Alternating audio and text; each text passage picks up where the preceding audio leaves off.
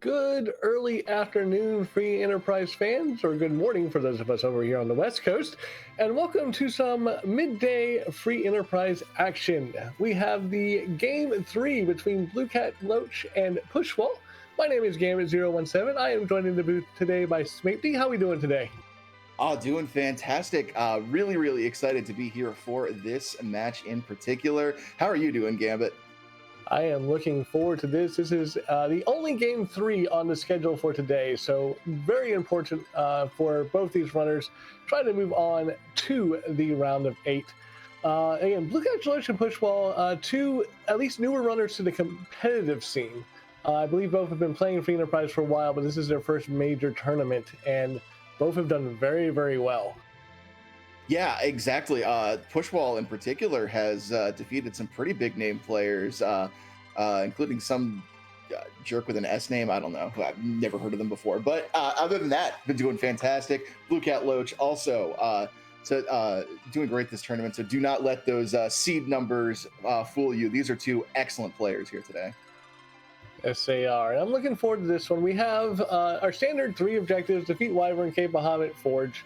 Our bonus ones today is Wake Yang with the Pan and defeat the bosses of Dwarf Castle. So underground access is definitely going to be required in some way, shape, or form, whether that's Magma Key or Hook.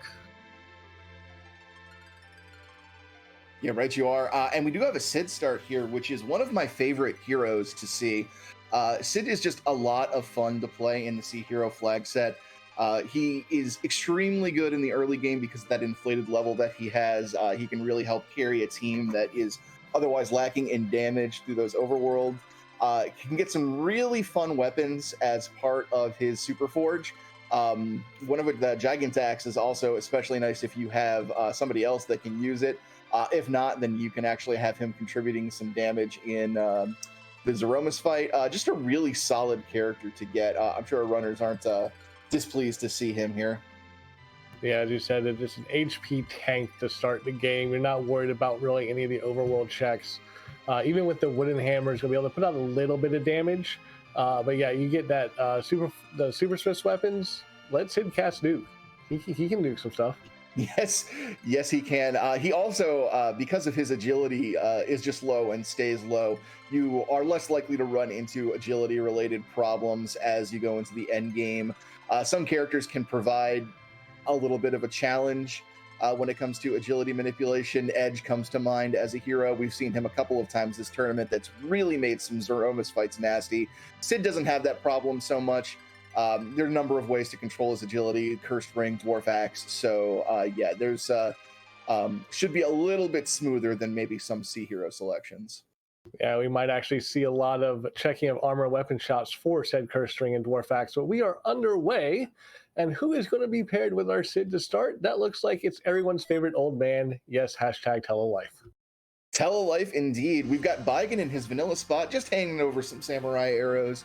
A really good set of arrows if we can get a good bow to fire them. One of the nice things about Sid is that he can become an archer, can equip bows. So if we get maybe even a samurai bow for those arrows, Sid can contribute some serious damage going even into the mid game. And of course, Tella is Tella. Massive spell list, opens up a bunch of grinds. Love him or hate him, he's going to be here.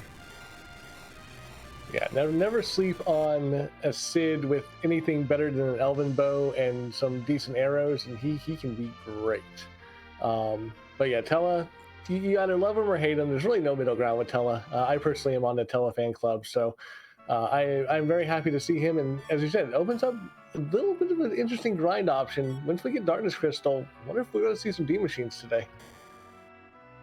Yeah, or even some Mac Giants, since Sid is available. That does make that Mac Giant grind very reasonable. Palom sitting there in Baron Inn, that is a good source of early game power there once they can get him on their team. And Pushwall with a very somewhat unconventional check inside Mist Cave here. I like to check on Pushwall's side because, again, the Mist Cave is technically a little bit higher tier loot in this treasure flag set. Also, the big old yellow screen when exiting out of Mist Cave. One thing Blue Cat Loach found that in Baron Inn that I want to point out, found an Earth Hammer for that Sid. That is his best in slot hammer, and you got it right off the gate. Yeah, Earth Hammer is fantastic. Not only does it do really good damage in the early game, can be used as an item for that Quake spell, which can, when, you know, in the early game, you're often hurting for some multi-target damage. And here's a perfect example of it, the Calcabrenadals, using that Earth spell and getting them taken care of in quick, short order. Yeah, but the fun thing about this party, a normal party, if you got a level 1 character, you're going to get a level there. This party, yeah, no, we're leveled up enough. We don't even get a level with that fight. Yeah, Blue Cat Loach just wanted to get that boss out of the way so that he could go in here and loot. No other reason to do that.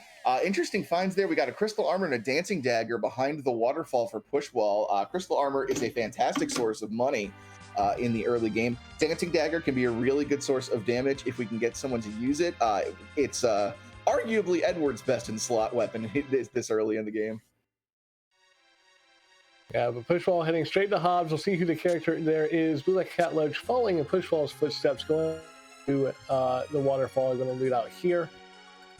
Another good find in there was that Dragoon Helm for Sid. We talked about his tankiness, and that not only is a good defensive item, but also reduces all elemental damage by half. There's Young with some flavor of Mylon. It is the Mylon and Friends variety. So that brings our vanilla count up to 2 so far today, and I just need to remind our restreamer, Escarian, Dathis was on the other restream, not this one. You don't need to have that so much vanilla. Look, Dathis has like an aura about him. Any streams are affected whenever he is restreaming somewhere. But yeah, I do want to shout out our behind-the-scenes team today. Escarian doing the restream, Warlink doing the tracking. Without them, we would just be looking at a blank screen, making jokes about, I don't know, Avatar or something. Did you see that Nickelodeon Smash game they just announced Toph, speaking of Avatar. Ooh, I'm gonna have to check that out. Yeah, it's got Toph, Korra, and Aang in it. Or Aang, excuse me. I don't know why I said it like the movie. We don't talk about the movie. What movie? There's exactly. No bossy saying. Assassin Dagger in the chest. We're gonna go ahead and check the chests on West Hobbs because we do have the exit mage, so it is a quick retreat out of here. Blue Cat's Loach is actually going full through waterfall here. He's going to full loot this, which I like this play. Again, you've got the Telly, you've got the exit mage. It's worth running all the way through because deep down here you could find some very, very good stuff. Yeah, and this is definitely a team that is going to benefit from getting some gear here, and especially Sid. Pretty gear-dependent character, not necessarily as gear-dependent as some characters are, but certainly appreciates getting some better armor to be able to tank better. We've already got that Earth Hammer, but there are certainly other weapons you can get for him as well. Some of those high-level axes in particular.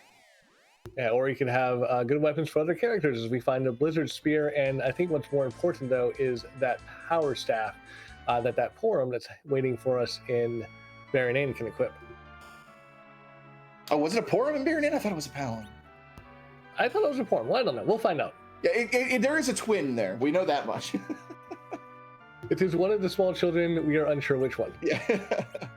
Nice find in that Gaia drum there. It going to have a little bit more punch than Sid's Earth Hammer in case we get to a nasty multi-target fight, say, on Mount Ordeals.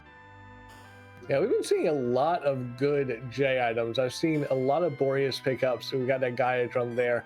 Not hurting at all for J items here. That's a Rydia in the bed. Probably not going to be using a Sand Ruby if we find one. Yeah, or if we are, it's going to be waiting until there's some sort of slingshot set up here. We've seen a lot of slingshot Rydia in this flag set.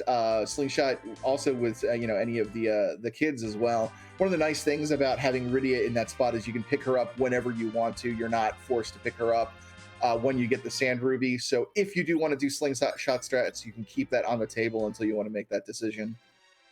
In the meantime, we find the slowest of lunar bosses. It is a Pale Dim down here in the Antlion Cave. Anytime you physically attack Pale Dim, it's just going to cast slow.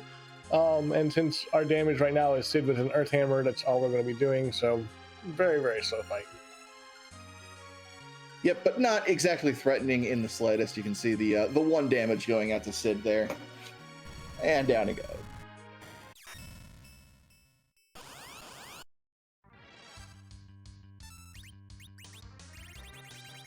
And that is a rat tail. Well, that's nice for a key item, but not really much we can do with it right now. Yeah, still need to find that hook if we want to turn that in, but I'm sure our runners not hoping to find a hook immediately. Hook routes notorious in this flag set for being a bit of a wall, especially when you've got a team here that maybe isn't the most powerful looking at that hook route. One thing Blue Cat Loach picked up, I'm not sure if he picked it up in the shop there in Kaipo, because I saw him in there, or picked it up somewhere else, but has a Dwarf Axe as well. So that's going to be able to back row that Sid right off the bat. Whereas I don't think Pushwall found it. I'm not sure. Yeah, I don't believe I've seen it on Pushwall screens. Yeah, I think that is a Blue Cat Loach exclusive right now. We mentioned that earlier. It does adjust Sid's agility when he has it equipped, so that is useful in that respect. Also has the back row property, so yeah, Sid now is permanently back row glitched to the rest of the seed. No matter what he has, he's going to be able to hit the back row and attack from the back row without issue. And one thing Pushwall found Earth Hammers for sale here in Fabul. Did go ahead and pick one up with that crystal armor money. So probably going to be a little upset once we get back to Baron Inn and find a freebie. Also picked up charm arrows and an archer bow so we can back row that Sid right off the bat that way as well. So not a bad strategy there for Pushwall. The charm arrows are going to be great if we find a mage type enemy. But yeah, we're going to defend Fabul, see who's here.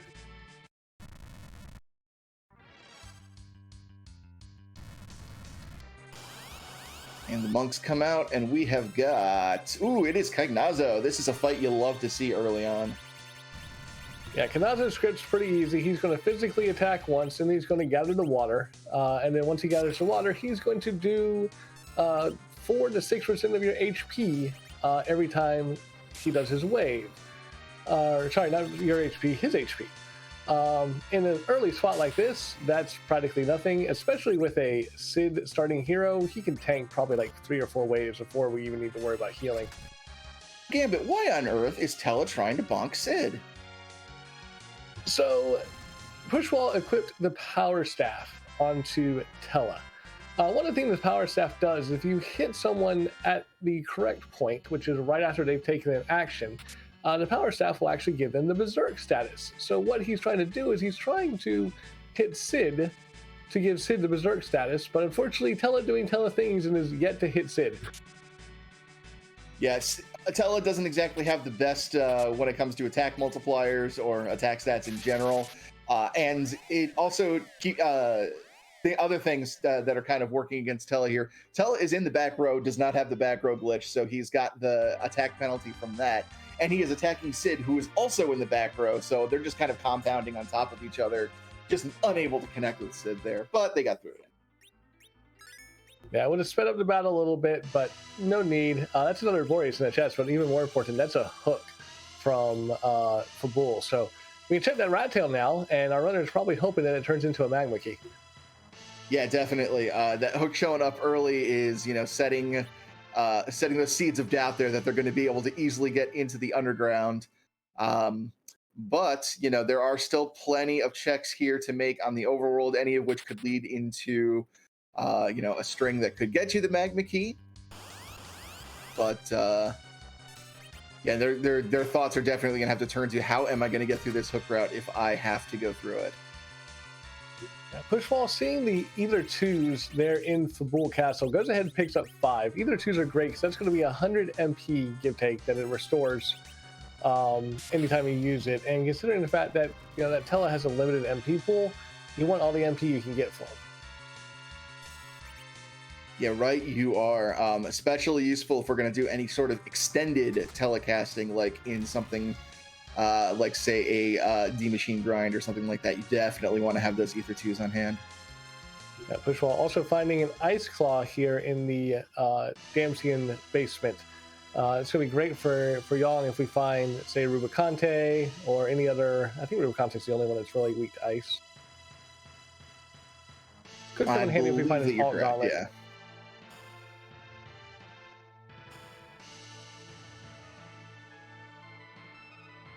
And the hovercraft is up here for Pushwall, so we'll go take a look at that rat tail. Got to imagine that is what he is thinking of next.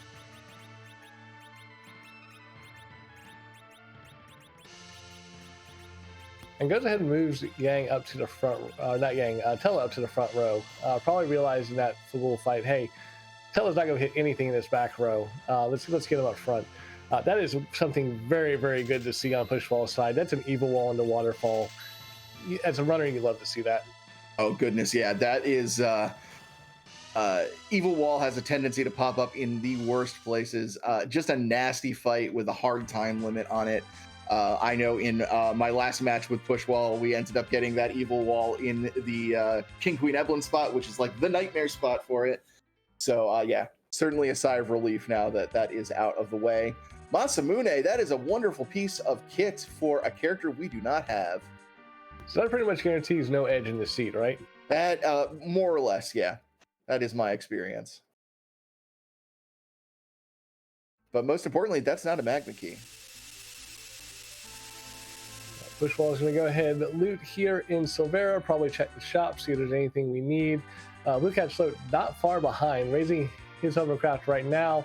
Oh, yeah, go turn his rat tail and be on his way as well. Only really difference between these two runners is the extra looting Blue Cat Loach did at the beginning, going into Baron Inn and then full looting the waterfall. Otherwise, pretty much in lockstep here. Yeah, and most of that gear has been found in shops as well, so there really isn't a gear disparity between the two runners right now. So yeah, you're absolutely right. That really is the only difference between them right now. Ooh, bandanas for sale. Not interested right now, but that's something to keep in mind. Yeah, those bandanas give 3 extra strength, and that could be what you need for some of these harder fights later on, especially if you end up with, say, like a Valvalis in the back attack spot. You kind of want that extra strength. Yeah, the way strength works in this game is every certain number of points of strength that your character has, they get another attack every time you use the fight command. So when you hit certain breakpoints with your strength, you get a significantly increased amount of damage with every attack. So especially on certain characters who have rely more on strength in their damage calculations, like Yang, that can be a huge bonus. Yep. Both runners finding an exit in one of these chests. It's like, hey, we know you have the exit mage, but here, have an exit item too. Yeah, and both going into Cave Evelyn here. Ascorian in chat is absolutely right. This has got to be a character shop check here, since there are still places to look for on the surface here. I doubt that this is a full dive into the hook route here. Full moon in the weapon shop here. That's going to be interesting to hold on to in case we do find an edge. And we do! Vanilla edge. So much for that theory about the Masamune. We've got a full moon to back row glitch him. We got a Masamune for him to wield. This seed just got significantly easier. Yep, our third bit of vanilla is the one bit of vanilla you absolutely love to see as a runner. Edge is one of the better characters, hands down, in this game. Starts out at a pretty high level, can use 2 weapons at once. Again, that full moon that Blue Cat Loach saw in the weapon shop here, would not be surprised to see him go back and pick that up immediately.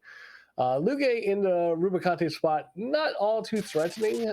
First form's going to be pretty easy to get through. It's that second form with the laser and beam attacks that could get a little dicey, but something you don't mind seeing in that spot.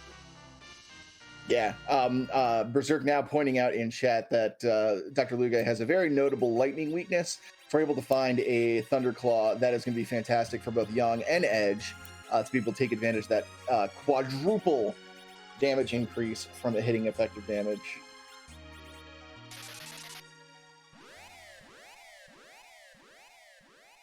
Pushwall is pushing his way up ordeals, going to show us who the bosses are up here, as well as go ahead and get his spells on Tella.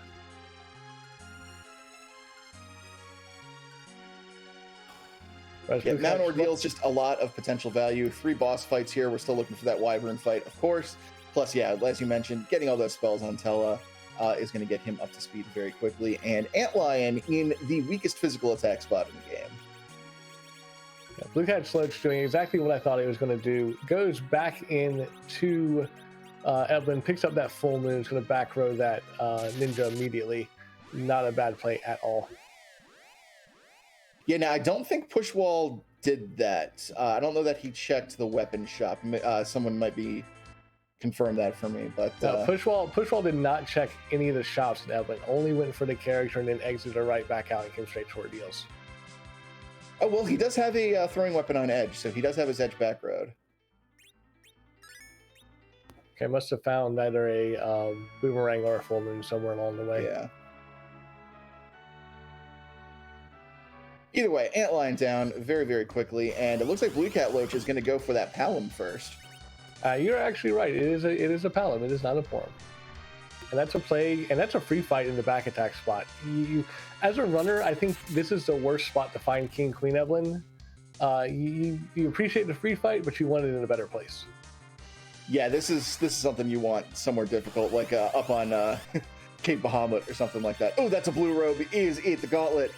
It is the gauntlet. So this is the one Palom.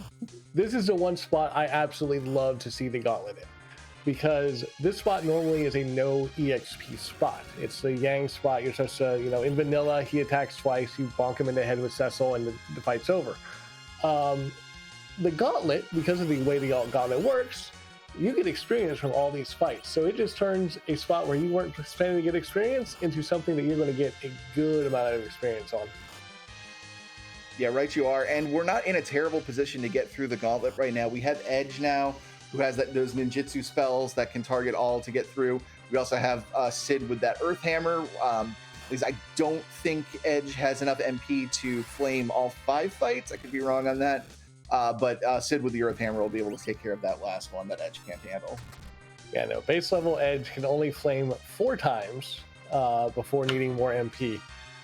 So yeah, it's going to be interesting to see if Blue Cat Loach uses the Earth Hammer on the fight with the fish, because the couple of fishies fly. Oh yeah, very good point. And hey, look at that bonus round up in the Kluger Shrine. I'm glad to see the bonus round, because the item there was not very particularly good. I believe that was a coffin, if I saw it correctly. Its uses, but yeah, you would prefer to see something with a little bit more progression tied to it. Meantime, Sid had no problem dispatching that demist. Going to see if Pushwall goes and checks that immediately. I imagine he's going to.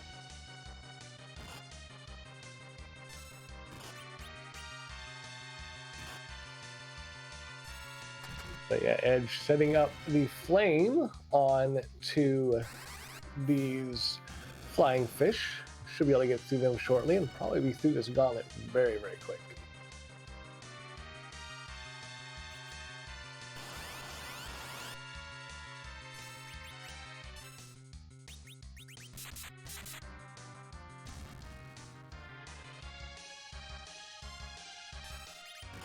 Of MP, got to rely on physical attacks here, but should be too much of a detriment.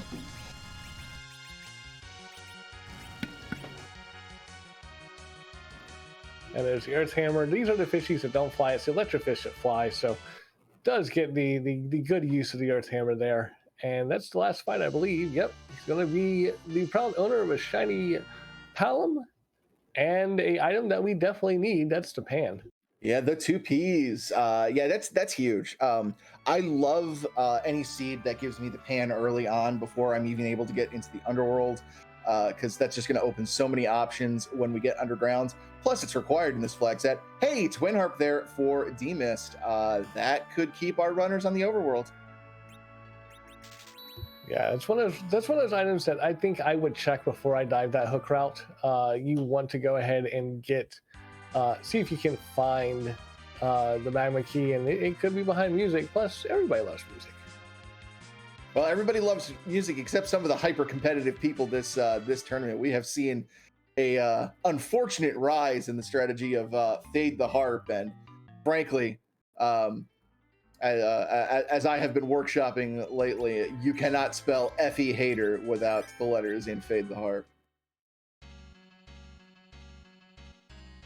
Blue Cat Loach giving us a check of the Chocobo Forest. Find some mute arrows. Those are going to be nice. Again, if we find a mage type enemy, those mute arrows do double damage.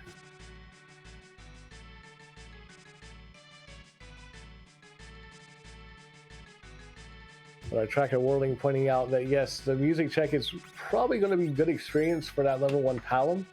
help to get, well, it won't be a little one time we get there, but if we can get Paladin to Quake before we go underground, that would be absolutely wonderful. Yeah, that's definitely the dream on any hook route, is having that Quake spell. Number of tools open to our runners and able to get there. We have that trapped chest in Ebon Cave with the Staleman. We also have the trapped chest in Upper Babel with the Mad Ogres, and we have plenty of tools to take care of them with mute arrows and such.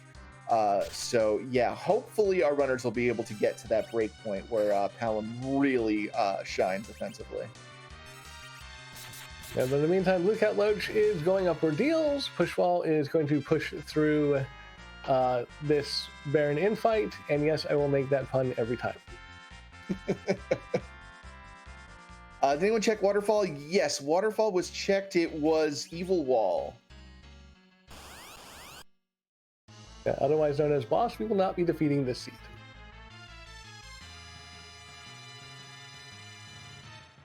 And let's have a traumatic reunion between folk. Edge's parents letting you know we're going to drag everyone down to the Hades, and I'm here to remind you that this is a free Enterprise match, not a Hades match.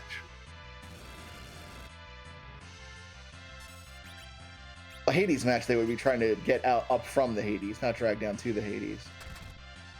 True.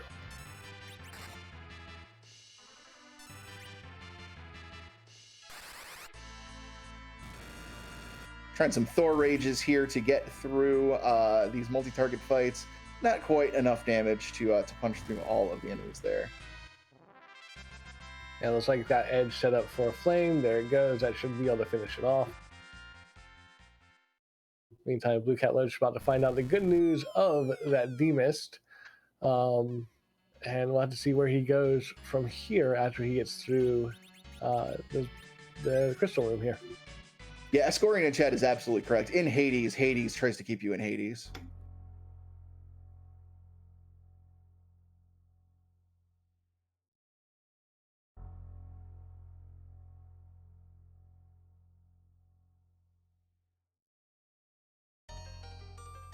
So in these runners' positions, you've got both runners basically about to have done everything the other has done.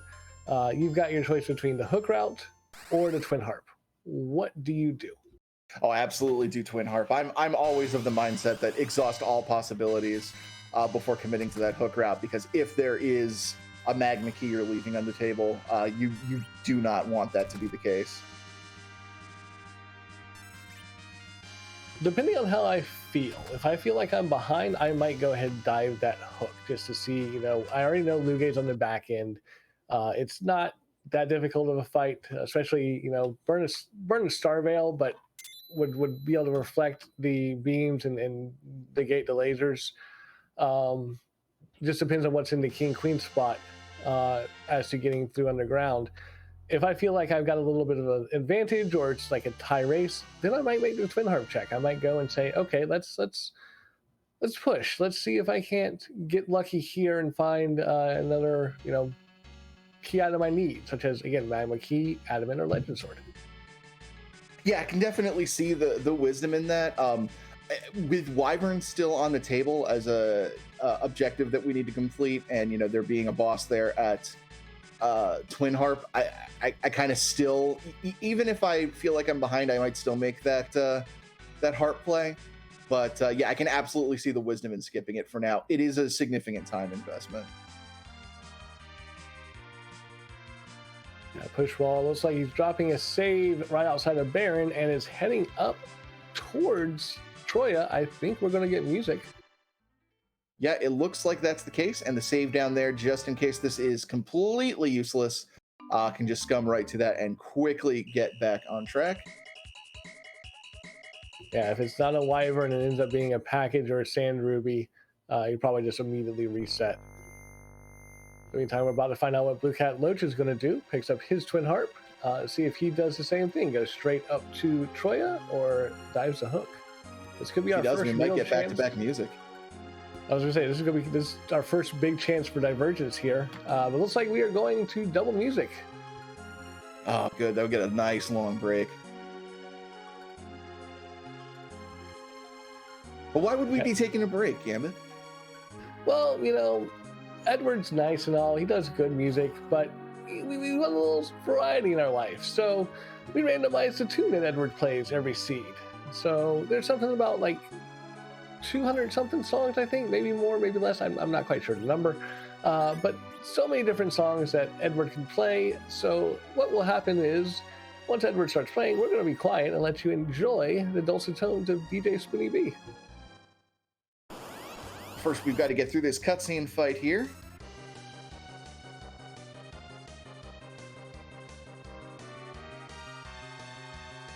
Yang and Tella, unfortunately, not metallicized. No kamikazes that I have seen so far this seed, so I'm gonna just have to sit and let Dark Elf do his thing.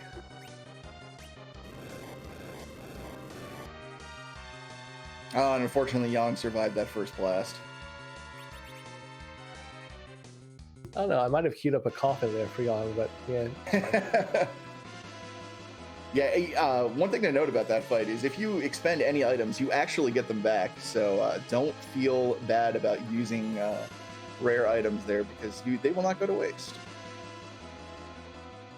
But anyway, Edward making his way towards his harp, and let's see what song we have today.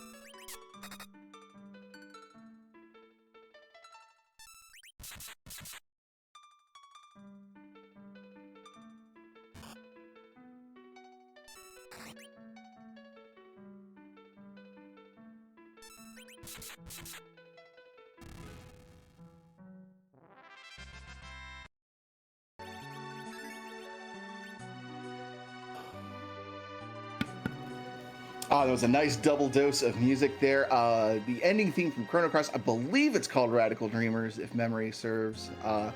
One of my favorite tracks. If you haven't been keeping up with the news, there was a big leak from NVIDIA of potential games that are coming out, and one of them that was listed was a Chrono Cross remaster, and boy, I hope that turns out to be the case.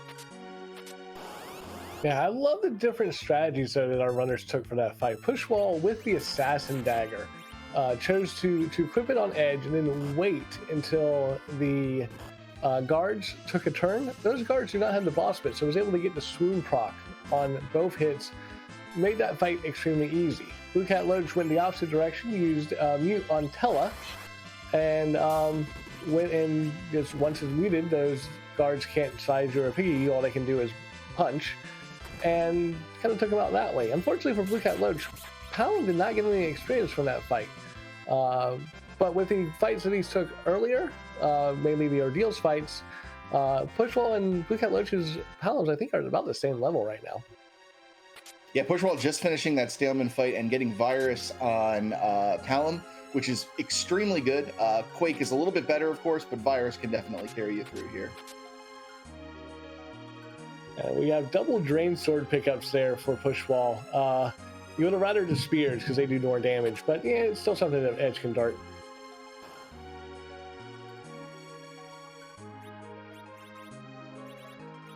If we ever see Drain Spears in the shop, it would not surprise me to see any of our runners pick up a stack of them just for Edge to throw.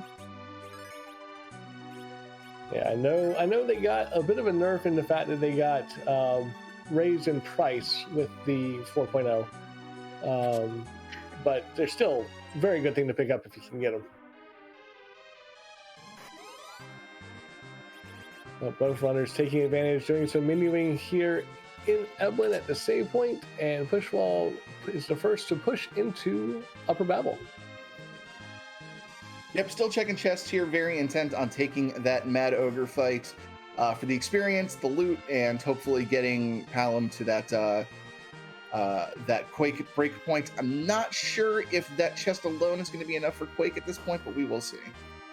I don't think it is. I think we're going to, and that might be why Pushwall's not checking chests anymore. It's not going to be enough to get us to Quake.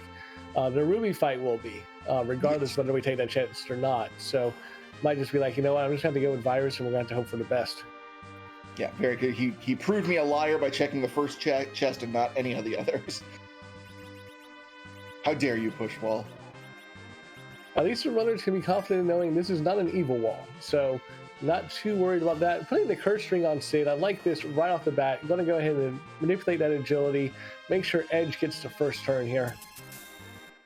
Meantime, Blue Cat Loach finds the Mad Ogre chest, is going to go ahead and take them on.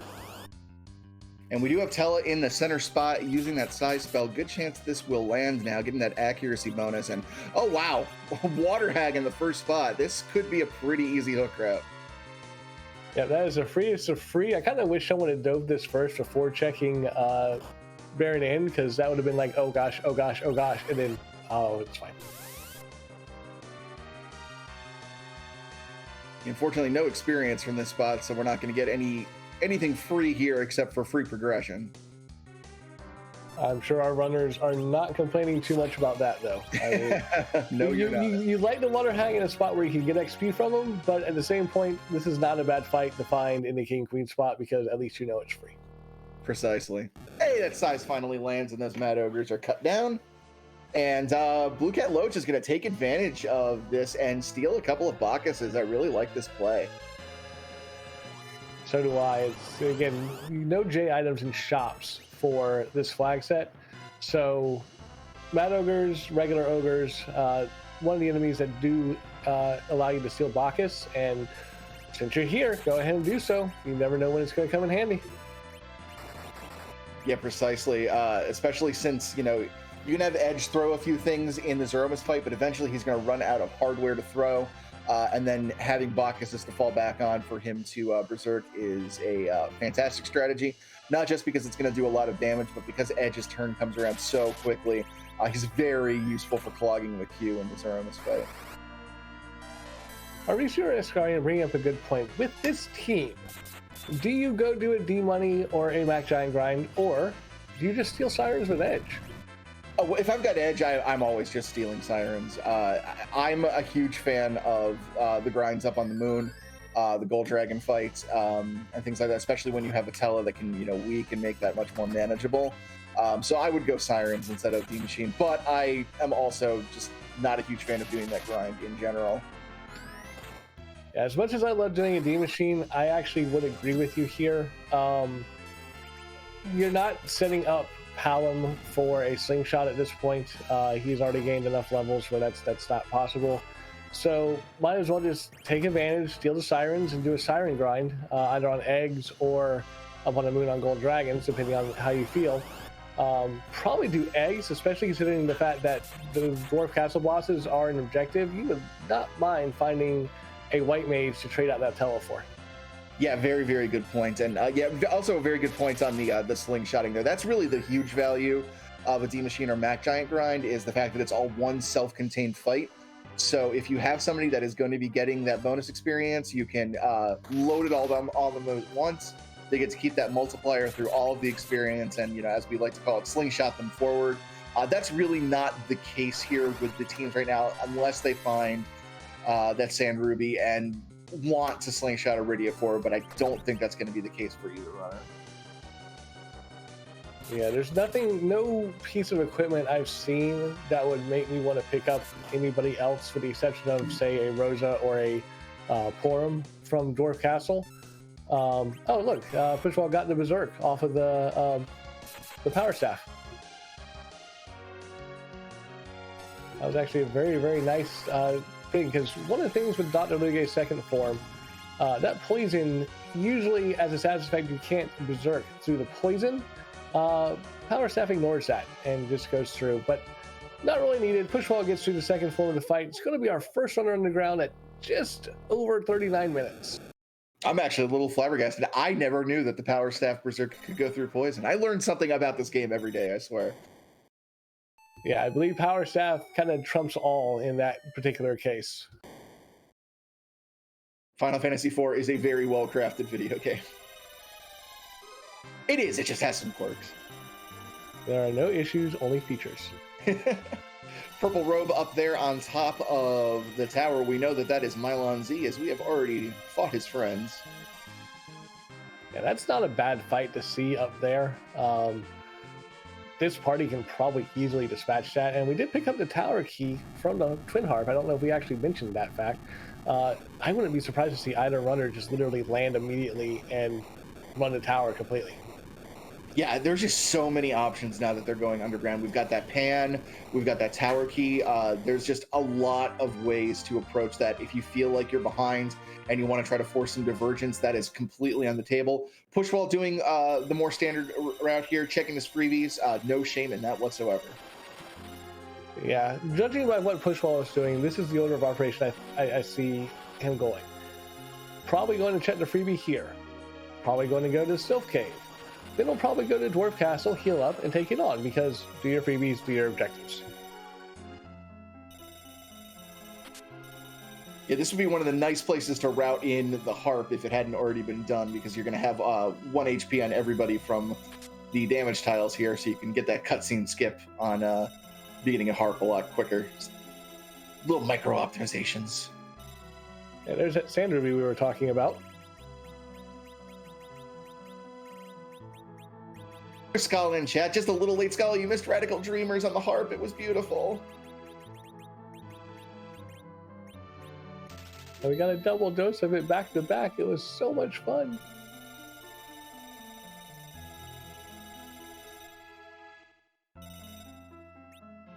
Meantime, Pushwall is going to check the shops down here, see what we've got.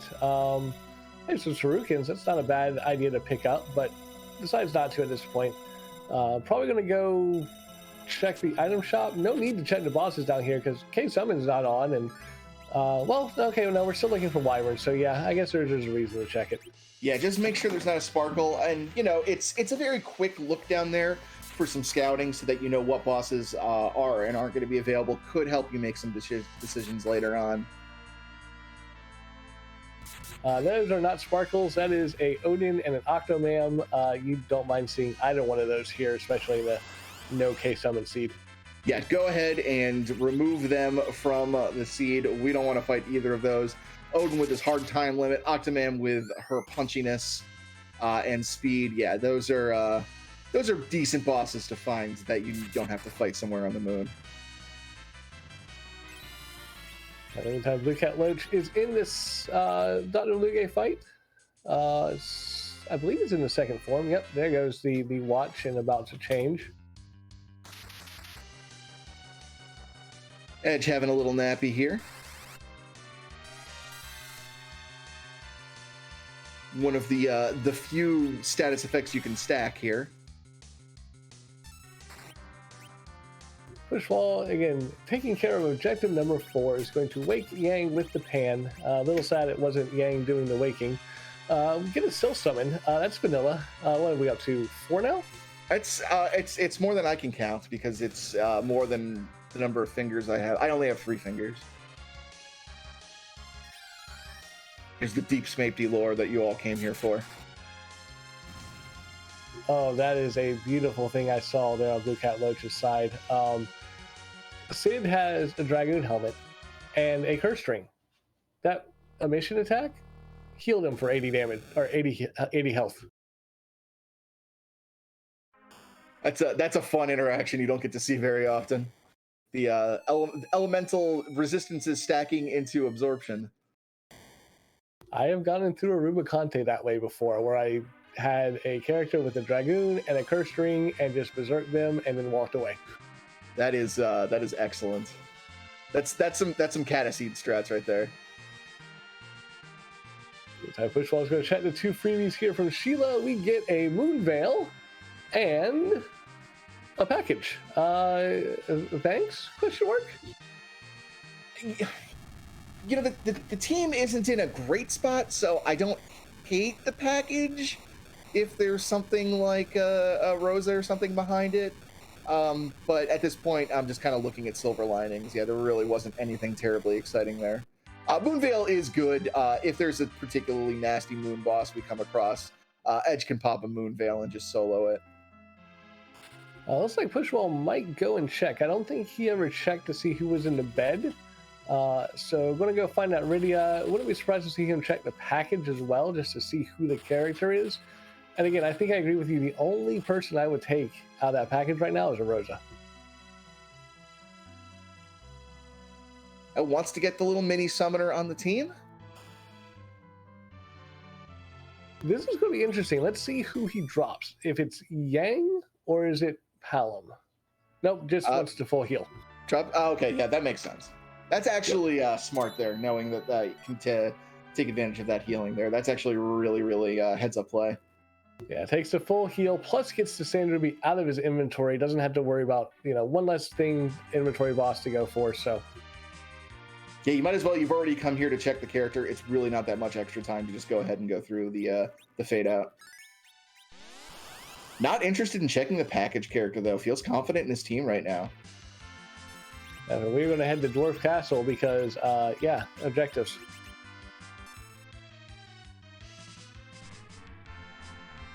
Blue Cat Loach is going to cash out a Siren and a Coffin. This should definitely get that Quack Kid to quack. Yeah, smart call here. Always good to pop an egg or two if you have the resources available to do so when you get into the underground to sort of get that little boost in power that you need to take on some of these mid-tier fights. Speaking of mid-tier fights, that's Volvalis here in the first spot. That could be a little nasty. I was going to say it's not going to do us any good for this first spot right here because Volvalis, when she's in tornado form, she can't be touched by magic, and we don't have a cane to get her out of that tornado form. So we're going to be relying on Yang, Edge, and Sid to do our damage here. Yeah, the nice thing about Edge here is the dart ability, when you throw something, has 100% accuracy. So if we have some decently powerful weapons, Edge can do a significant amount of damage with that. Definitely not a significant amount of damage with his regular attacks at 366. That's a lot of HP to get through here. Yeah, goes Zerkum up. Probably be doing about 500, maybe 546. Yeah, we might be here a while. And with Tella as your only source of healing, this fight's going to be interesting. If Blue Cat Loach takes a reset real quick, might not have been set up like he wanted to, or just doesn't want to take the fight at all. Might just be going back into Dwarf Castle, check the shops here.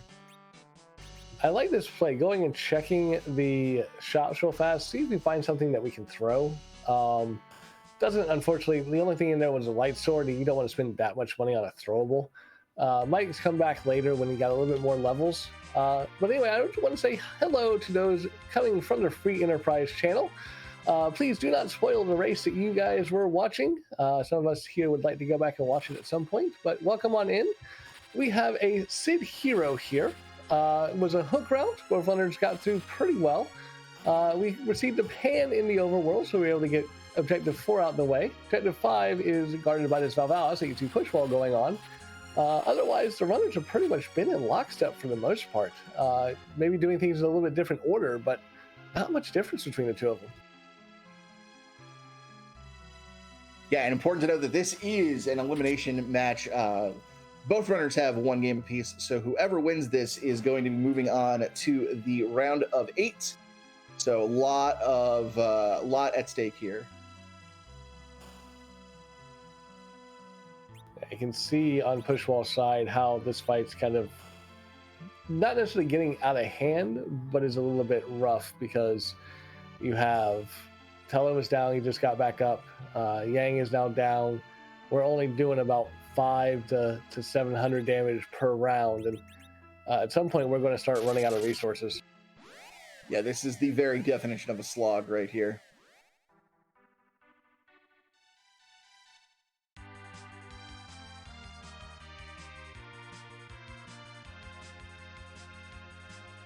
Pushwall using the Cure 3s he picked up, I believe he picked those up in Kaipo, I think was where Cure 3s were. I think you're correct there, which is an interesting factoid there, because the way the logic for Free Enterprise works is if a white mage is not generated in the seed, they will guarantee that there are Cure 3s available somewhere on the overworld. So the indication, so those Cure 3s being in Kaipo isn't a guarantee, but it's an indication that we might not have a white mage anywhere in the seed. Are you telling me Tella's not a white mage? Tella is a sage. To answer your question in chat, yes, Sheila has been checked. Sheila 1 was a Moonveil. Sheila 2 was a package. Pushwall has not checked that package yet. Blue Cat Loach is about to get it. We'll see if we can check it and see if we have a white mage. Meantime, Pushwall gets through that Valvalis. It is a Leviathan behind. I hope you healed before the end of the Valvalis fight, because otherwise it ain't going to be pretty. But that's a Cecil. We don't have a weapon for him right now, but Pushwall saying, no weapon, no problem. We know a light sword's for sale here. Bye, Yang. Yeah, light swords for sale, which is a pretty solid weapon for Cecil. We've got plenty of gil stockpiled from all the stuff we've been selling. So yeah, Cecil, easy pickup here. Yeah, the wave goes off. Sid goes down. Did I miss that, or did Tella just completely and utterly dodge the wave? He did. Sometimes he surprises us. Old man still has moves.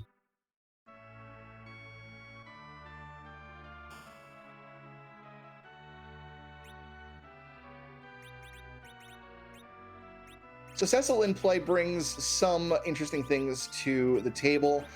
We do have those cover strats that are always available when you've got your paladin on board, and combined with that Moonveil we have earlier would make for some physically oriented bosses very trivial.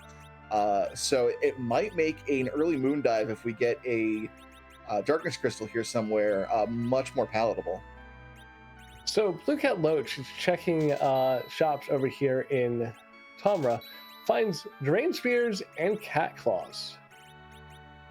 So Cat Claws, again, best in slot weapon for Yang. Drain Spears, as previously talked about, those are those fun things that we can dart with that edge. And there's a Legend Sword. That's half of our Forge, and we were talking about the Forge options available for Sid. Now that Tella is online, if we get that Gigantaxe, that's huge for Cecil. Yeah, Pushwall's going to do some selling to pick up the light sword for right now. Not a bad play, I don't believe. Again, picking up those Drain Spears on Blue Cat Loach's side before going... Or no, he knows about the Valvalis. That's probably why he picked them up. And I think we're going to see Edge go dart, dart, dart. Yeah, that is such a smart call. We mentioned earlier that dart has 100% accuracy, so you're going to get full damage from all of these darts. Drain Spears hit like a truck when they're thrown, so Blue Cat Loach is about to have a much easier time with this Full Valis fight than Pushwall did. Yeah, Blue Cat Loach, having done the early looting and earlier shop checks than Pushwall, going to make up some of that time right here, right now. In the meantime, Pushwall is through, probably going straight to that tower. Yep, we know Mylon Z is at the top. We have the tower key. We have an edge, so we want to steal some sirens while we're here. Let's do that. But yeah, I agree. Tower is probably the next play.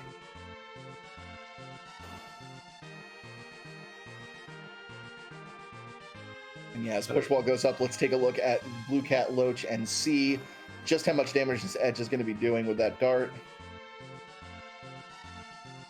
Yeah, that's way more palatable than those 500 swings. That is 6 of Pushwall's swings in one shot with that edge. Valhalla is going to weak the Yang, stone the Tella. No worries there. Just got to get back around to Edge's turn and go again. Yeah, it's this kind of utility that's really made Edge one of my favorite characters in this game. Just he can do so much, and I think with the dearth of J items in this particular flag set, that's really kind of shown that off. Just his ability to steal those J items that we normally take for granted in other flag sets. The fact that he can carry you through specific fights like this, just a really solid character. One good thing I just realized about Pushwall, picking up the Paladin and getting the Light Sword. Light Sword's holy. Mylon Z is weak to holy. Cecil about to go burr. He is. Cecil, of course, not enormously high leveled right now, but when you're hitting for 4 times effectiveness, level can kind of go by the wayside. Yeah, we're unfortunately not going to see the quad 9s we get from a Crystal Sword, but it's still going to be pretty satisfying. Meantime, Blue Cat Loach, 3 Drain Spirits is all it took, and Valvalis is down. Yeah, much quicker fight for Blue Cat Loach. That is going to do wonders for getting him a little bit closer back to Pushwall here. Meantime, let's see if he takes the Paladin or if he decides to keep his team as he's got it. Denies the Paladin. I like this play. Picking up that Cat Claw in Tomra, I think says, look, Yang's going to get hit points. Yang's got a Cat Claw. Yang's good. That makes perfect sense, but let me counter with this. Paladin. Blue Cat Loach, I don't think has checked the shops here, does not know about the Light Sword at the current moment. Okay, but Paladin. Come on, Gambit, Paladin. We have no weapons for him, though. Paladin. Meantime, Pushwall coffined Cecil. Might be trying to get a little couple extra levels on Sid and Edge to try to set up slingshots for Cecil and possibly Paladin. Yeah, that's kind of a heads-up play here. I really like this.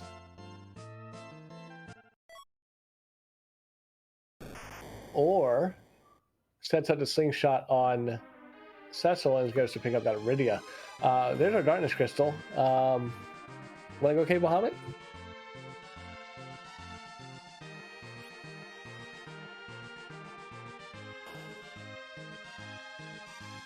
Yeah, I mean, jumping into Cave Bahamut right now makes a lot of sense. You've got a lot of tools to be able to get a fight through, and you're not exactly terribly low level. Yeah, I think you jump up there and you check that immediately. So here's going to be the question, though. What do you do if this tower key brings Adamant? Get really happy because that's 10 key items. Not only is that 10 key items, that's go mode, because Adamant would give you objective number 3, and then Darkness Crystal gives you access to objective number 2. Exactly. So at that point, it's pick your grind and go. Yeah. Gosh, I might even be tempted to forego stealing sirens and then just go take behemoth fights in Cave Bahamut for the experience that I need. I'm not sure if it would be quite enough with 10 key items, but definitely an option that's on the table. It all comes down to what this key item, what this check is. It's not necessarily a key item, but what we get from this. Yeah, at this point, Pushwall basically up 2 checks on Blue Cat Loach. But again, with the divergence now of 2 different party styles, Blue Cat Loach again decides to steal Sirens and just goes and goes to town on eggs. Especially this is a 10th key item, might be able to kind of overtake the small lead Pushwall has.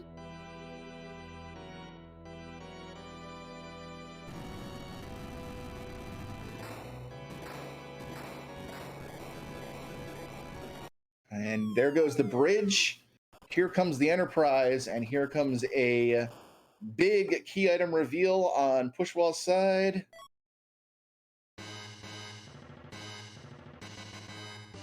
Well, it's 10 key items, but it's not go mode.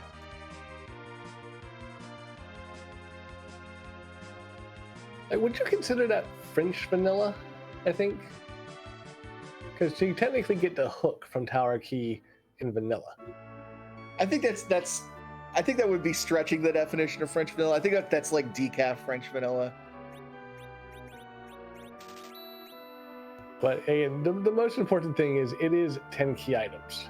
So we're now getting double experience, and Pushwall, I would not be surprised to see him go to Basidia.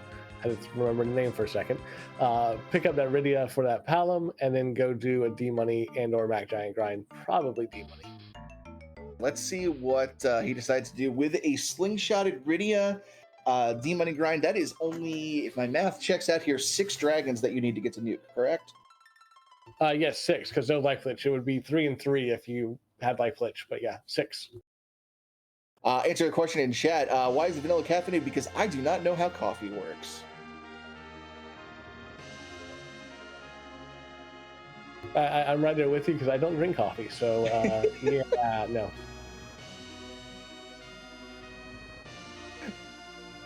Blue Cat Loach is looting on the way down. I believe he is going for Sirens.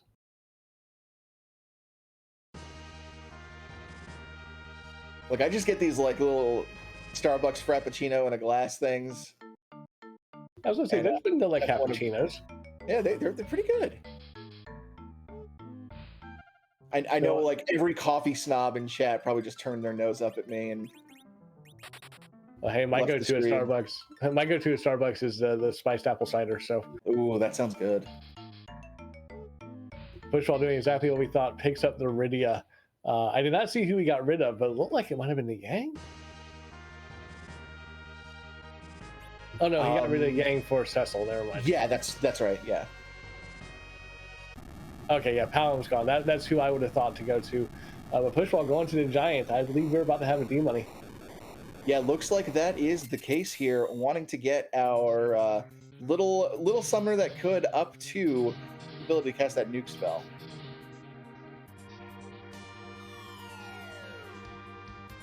Blue Cat Loach, in the meantime, still checking these chests. Has not gotten lucky to find the monster chest yet. Hopefully soon. Yeah, I guess they were all stacked towards the bottom of the tower here, because nothing so far. Oh, there's another Drain Sword. That's like 3 we've seen now.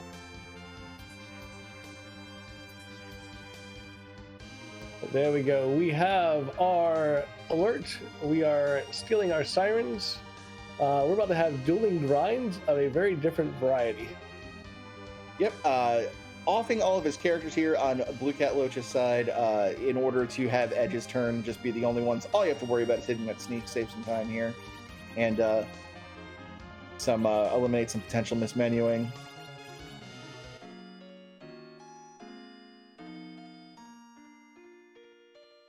Meantime, Pushwall is cabining up.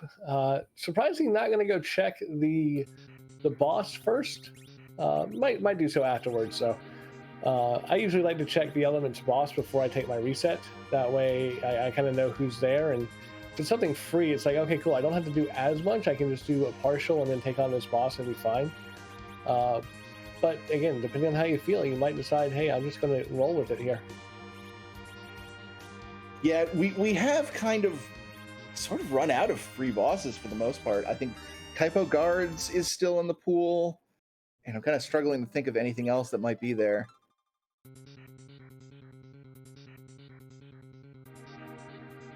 And chat pointing out the one thing we have not done is no one checked the moon character before setting up for their grind. Probably be very, very upset if that ends up being a Rosa up there. Oh, Warlink, yeah, DM's still in the pool. Thank you very much. That would also be a very free fight as well. Oh, there's our D machine. We just don't have the alert with it. Now Pushwall checking that chart. And no signs of running away, so it looks like he has found his fight.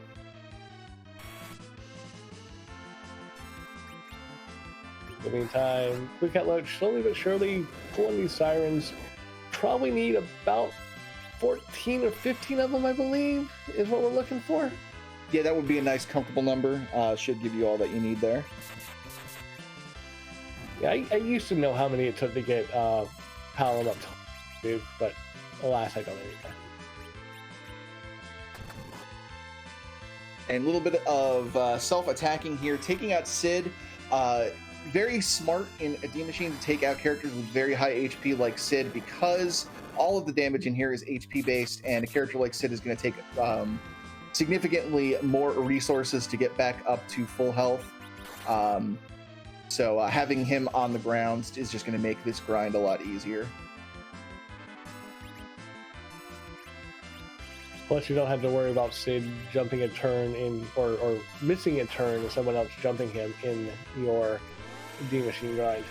Yeah, precisely. His agility is on the low side, so always the chance that he can get falling behind, other people take over his spot there. Which actually reminds me of a fun anecdote. I recently read about this. The battle designer for Final Fantasy IV got the idea for the ATB system from watching Formula One races, and was noticing that certain racers would get lapped and fall a lap behind. And he started wondering, what if we designed an RPG system where the characters could do that, or faster characters could have more turns and lap other ones? And that was how the ATB got thought up of. Interesting. So we have Formula One to blame for it. Gotcha. Yep. Well, Blue Cat Loach has enough sirens now. Picked up a Gungnir Spear. That's another nice dart. Going to pick up his Magma Key. That's 10 key items. Probably very happy to see that, because that means, hey, double experience for my grind. Go straight over to the little island, or I guess not an island. It's still this little spot over here. And it's going to start scrambling some eggs.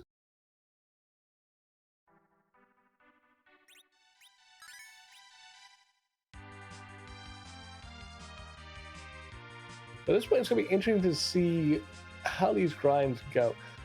Oh, that is an amazing thought by Blue Cat Loach. Did you notice what he just did? I did not. He took a save at that spot and is going to go check the moon character. Yeah, heads up there. This is going to be my grind. If I go to the moon and something changes that, then we'll stay on the moon. So yeah, I really do like this. And the only bad thing about it is you're going to have to go through the whale cutscene twice. Would have liked to go and raise the whale and then go take that save, but to each their own.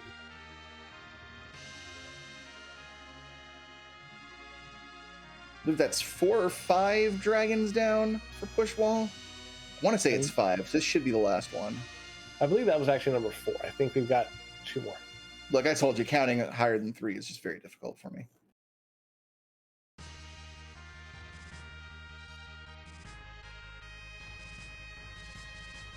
Yeah, this right here could be the big decider of kind of this race, depending on who's up here. If it does end up being a white mage, a Rosa, or a Quorum, Blue Cat Loach is going to have that luxury of healing for not only the rest of the seed, but for the Z fight. Whereas Pushwall is going to be going into their Z fight with a Tella as your healer with a stack of Cure 3s. Not necessarily what you want. Yeah, never underestimate a stack of Cure 3s. It can get you through any situation in this game. But yes, having a white mage is definitely going to be a comfier Z fight.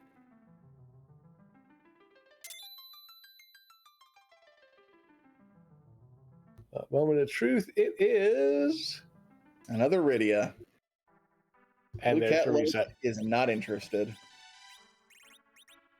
Yeah, so right back on that island is going to say, all right, let's go. 14 sirens. Let's start taking them on.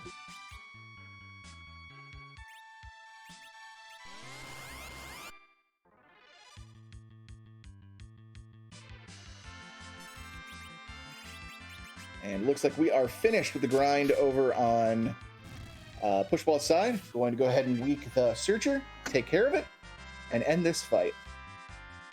Meantime, Edge just darting a random drain spear at the egg. That's more than enough by egg.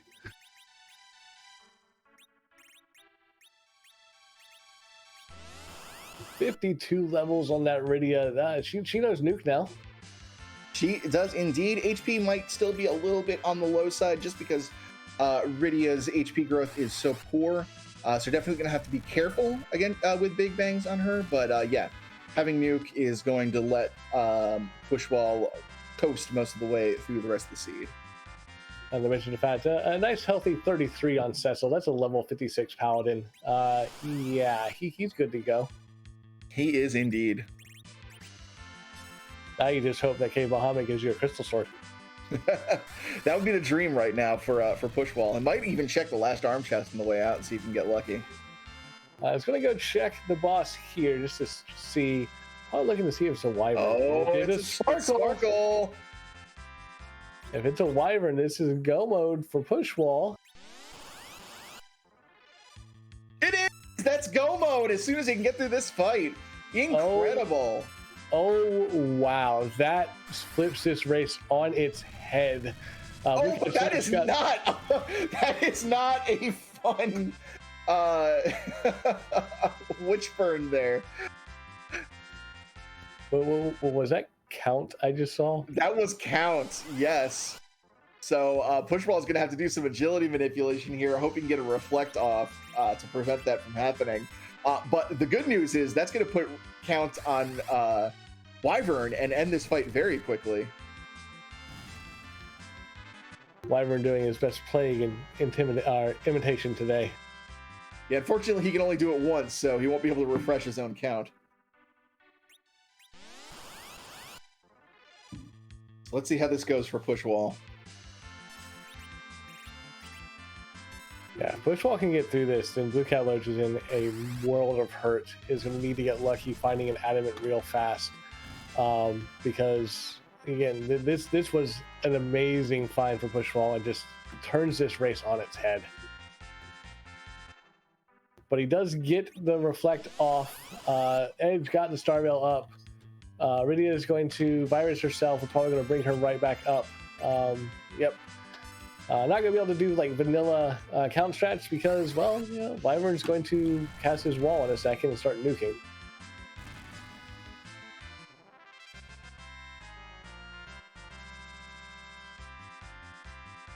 Not a ton of magic power here, though, thankfully, so... Oh, it took a reset. Probably was expecting another count, thinking, you know, oh, count, plague, okay, this is what I do, and then realized, wait, no, this is not plague, he's only going to count once. Well, my thought was reflecting the count onto Wyvern, and then when the count finishes, Wyvern just dies. Is that not how it works? No, you need to still cast slow on Wyvern at least once, probably twice. Because of the way agility works. Wyvern, the same speed as us, that count's unfortunately not going to resolve on him at this speed. He needs to be slowed down. I see. And Wylam in chat confirming, yes, we do need to do double slow to get this off. Looks like Tella is queued up with a slow to bounce off of our lovely Edge's Veil. I'm going to go ahead and do the Rydia virus again and then probably bring her back just to, again, get the count off of her. Yeah, she's just showing such deep knowledge of this game, and that's really been serving Pushwall so well throughout this tournament.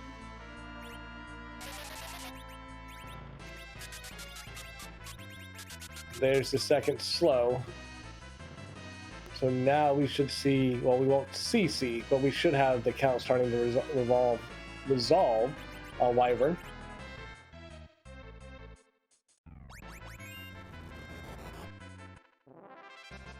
Get that Cecil up so he gets the experience. Yeah, he got it just in time. Wow. And that is a great life right there. Tell you don't mind not getting the experience, but yeah, that's objective number 1. And Pushwall is just taking a commanding lead in this race. Yeah, just needs to head to the moon, take care of Cave Bahamut, which with this party should not be much of a concern at this point, and is all set for the Zemus fight. So if I'm Pushwall here, I just go ahead and push all the way through the Giant. Don't worry about trying to backtrack out. Just go check that boss. The only thing I reset for at this point is Bulbez, but it's probably going to be faster just to go straight through the CPU room.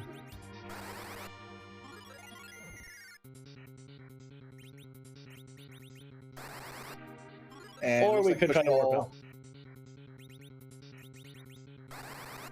Yeah, we'll do the warp stuff.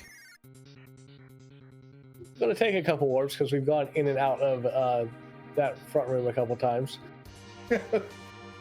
Pushwall says, forget it, we'll just do this manually. I'm tired of the way this stupid warp spell works. And not checking chest, so no interest in trying to pull that last arm here. Blue Cat Loach, though, has popped the Siren here to get the Centipede. Going to steal a Silk Web or 2 here. Yep, that's what we're going for, and it's a good strategy. Again, you want those Silk Webs for that Zemus fight. Would have been a great thing for this Wyvern fight, too, but yeah, I don't think Blue Cat Loach finds the Wyvern, unfortunately.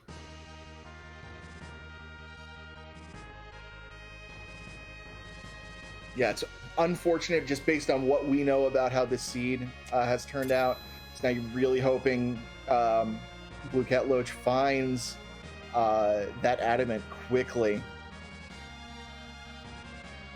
Yeah, it looks like we're probably going to have dueling Cave Bahamut fights here in a second. And then from there, I don't know what exactly we're going to do. Blue Cat Loach, did he not check the waterfall earlier? Don't believe so. I think it was Pushwall that checked. So going to get the information that's Evil Wall and then move on to the moon, most likely. Yep, there it goes.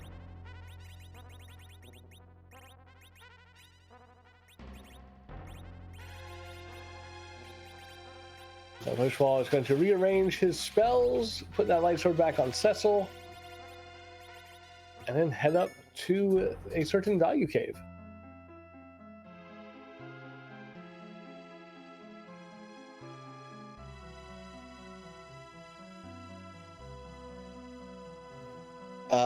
Question in chat. I believe there is also a moth fight that you can take in the underground that gives silk webs, but yeah, it's not a guaranteed one like the centipede is with the siren. Hey, look, another sparkle. Could this be actually Plague? We've already fought Plague. No, this is the Nope Noodle. Oh, ew, this is rude. I mean, doable, but rude. Yeah, the unfortunate thing here is grinding Rydia up to nuke really doesn't help too much because you don't want her casting spells here. Yeah, Ogopogo's got this nasty little counter script where if you use a spell on Ogo, he will counter it with a party-wide storm, which takes off a quarter of your HP. Yeah, I would almost want to try to set up Cecil cover strats, but you really can't when you've got that HP-based damage going out. Yeah, there really isn't an easy way through this. You're just going to have to slug it out. That Ogo doing 2k damage pretty much on each person he hit. Ouch. And again, Tella is our healer in this fight, and it's like that's not what you want as a healer in an Ogopogo fight at Cave Bahamut. Yeah, precisely. We do have that moon veil that we could throw on one of our melee fighters to make them immune to that punch, but then it's surviving the waves as well. So there's just this is going to take a lot of ingenuity here. I'm trying to remember. We saw Ashura in a shop somewhere, didn't we?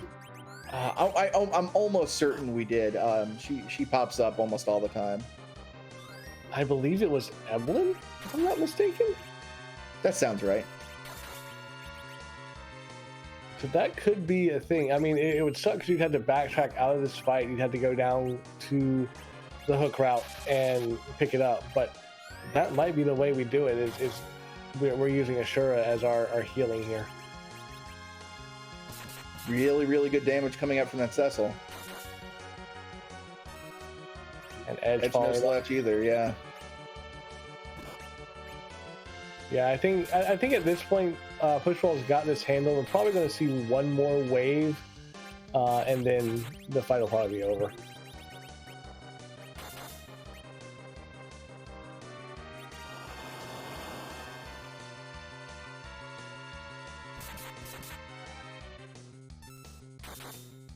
We see some dart strats over on Blue Cat Loach's side, still using those drain spears as effectively as they can. But yeah, the damage coming out is just too much. Yeah, Blue Cat Loach put a veil up on Yang, trying to see if he could bounce some nukes with that Palom, and unfortunately, Yang is the one who took the punch from Ogo, went down immediately. So Pushwall is through. That is a crystal in hand. And you know what? Riddy doesn't hate that apple. Yeah, I was going to say, you don't mind seeing that apple, especially if Riddy is in your party. That's going to give her an extra little bit of HP boost. But yeah, Pushwall, objective number 2, go mode. I think we see him beeline it down the lunar subterranean. Yeah, 100%. Just go do full hybrid strats here. Have Rydia reflecting nukes. Cecil and Edge going to be the bulk of your damage. If Rydia goes down, not the biggest concern in the world, because you've still got those berserkers hitting hard. So this is a pretty good setup. Just going to be very careful and use those chemists in his party appropriately to put those Cure 3s out. Yeah, the question is going to be, how many Cure 3s do you have left? Because you're going to need about probably 5 or 6 of them to get through this fight. Yeah, the more the merrier at this point. Almost 5,000 damage from those darts on Blue Cat Loach. That is amazing.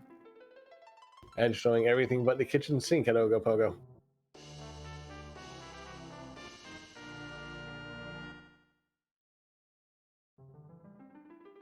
In the meantime, Pushwall finding the Rydia up in the Lunar Palace. Probably very, very glad it's not a white mage. Yeah, if that was something like a Rosa or a Porum, I would start to feel very, very nervous about this seed, knowing that my opponent might have that. But just a dupe Rydia, you feel better about skipping that check. Now, remind me to ask one of the runners at the end of this if someone goes back and checks the package and just see if there's a white mage there, because that would be the only place much I can think of. Yeah, I've got to think with the Cure 3s on the overworlds that there isn't one anywhere, but that would be pretty great if it's been sitting in the package the whole time and nobody even bothered to check.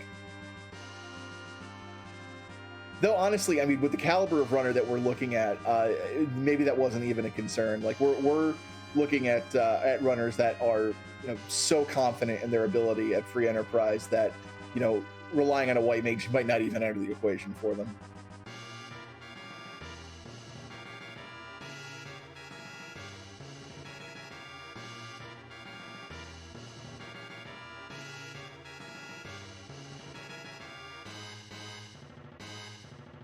Blue Cat Loach still struggling to make headway against this Ogopogo. Never a fun fight, no matter where he turns up. I think he might have run out of hardware to throw, and is relying on physical attacks from Ed. What do you need? Yeah, getting the Cure 4 off of Tella directly onto the edge. That's going to be... Tella's not that good at spells, but a direct cast Cure 4 will always full heal you, so not a bad idea. And keeping those blinks up is the important thing, as Edge is berserked. And we'll get you through this fight. It's just going to be a little harrowing. But in the meantime, Pushwall down at the save room at the very bottom saves and is going to dive down into the lunar subterranean. It's about that time. I think there's a question we're supposed to be asking. Oh, it's a little early for the question. He's just entered the core. Still got so many screens to go through. We can put the question off for a bit. All right, well, Blue Cat Loach gets objective number 2, defeats the Ogopogo. Sid and Tella, or not Sid, Edge and Tella, the new power couple, I guess, in this seed. But yeah, Blue Cat Loach probably going to be heading over to the LST because that's all we have left. We've done everything on the overworld. Adamant's down here somewhere. Unfortunately, might be a little too late as Pushwall into the final run here. And now we have a question to ask. Yeah, I made Margaret Ann sad. We got to ask the question. I feel really terrible now. I'm sorry, chat. Yeah, go ahead, Gambit. I lost my privilege. Well, Zeromus is the final big bad of the seed. He's a little too powerful to randomize into the boss pool with everybody else. So instead, we randomize his sprite with 500 and something odd sprites. I believe 538 is the number. Scholar can correct me in chat if I'm wrong. 536, that's close. You never know which sprite you're going to get. So we like to ask, whose butt are we going to be kicking tonight? Whose posterior will be made inferior? And the better question is, does it have a butt?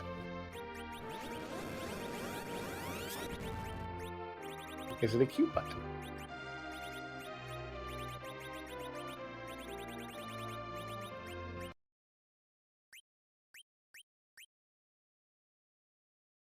And there goes the crystal. Here is the grunt.